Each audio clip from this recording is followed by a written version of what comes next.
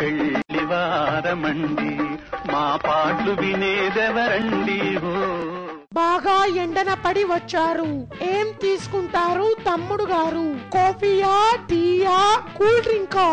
మీకంటే అన్ని విధాలుగా బాగా చిన్నవాణ్ణి, నన్ను గారు అని పిలవకండి అక్కయ్య గారు. మీతో వియ్యమందడానికి వచ్చిన వాణ్ణి కతికితే అతకదంటారు.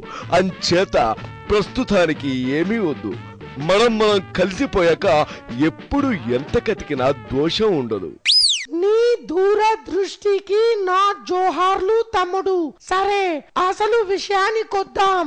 మీ సంబంధం మాకు అన్ని విధాలా నచ్చింది కాబట్టి ఇప్పుడే ఇక్కడే నిశ్చయ తాంబూలాలు పుచ్చేసుకుందాం. అబ్బాయి బాగా వీక్గా అర్భకంగా ఉన్నట్టున్నాడు అక్కయ్య గారు. అందుకే కదా తమ్ముడు మీ సంబంధాన్ని ఏరి కోరి చేసుకుంటున్నది.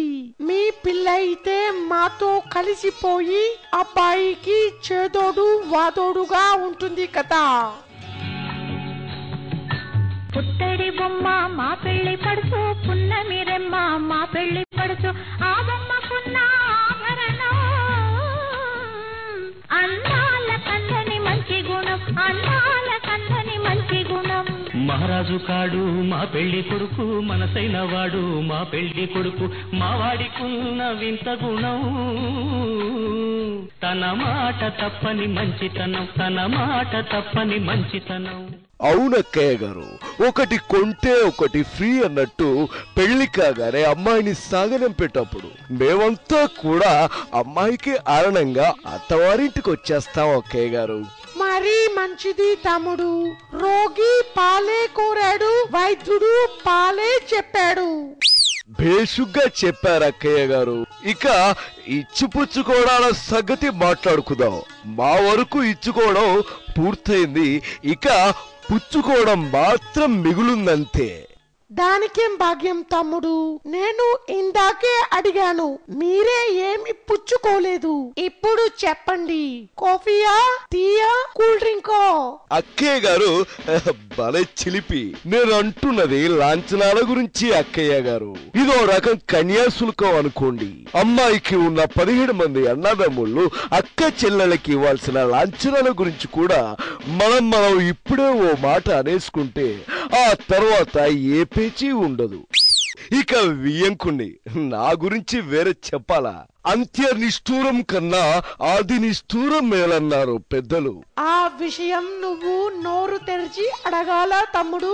పిల్లతో పాటు మీరు మీ బంధుగణం మా కుటుంబ సభ్యుల కిందే లెక్క. ఇక్కడ మీ మర్యాదలకేమీ లోపం రాదు. పిల్లని కూడా కంటికి రెప్పలా కాపాడుకుంటాం తమ్ముడు. అంత మాట అన్నారు, అదే 10,000 అక్కయ్య గారు. మంచి ముహూర్తం చూసి 3 ముళ్ళు వేయించేద్దాం.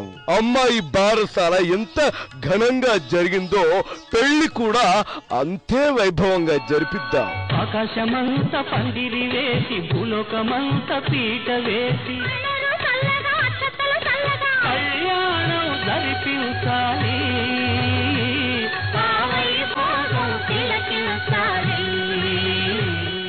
సాధారణంగా మాంగళ్య ధారణ తర్వాత అప్పగింతలు జరుగుతాయి. ఇక్కడ అప్పగింతల సీను ముందే వచ్చేసింది. అమ్మాయికి 4 ముక్కలు చెప్పి సెలవు తీసుకుంటాం అక్కయ్య గారు.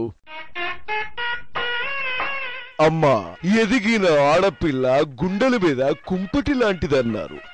మొత్తానికి ఆ బరువును దించుకున్నందుకు నాకిప్పుడు తేలికే ఉందమ్మా.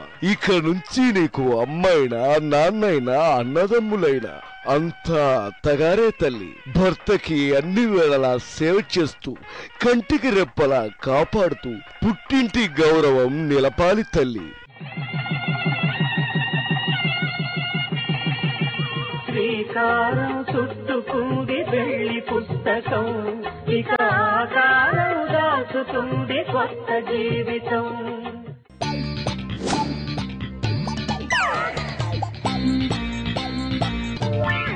ఈ కార్యక్రమాన్ని మీకు సమర్పించిన వారు ఆల్ అవుట్.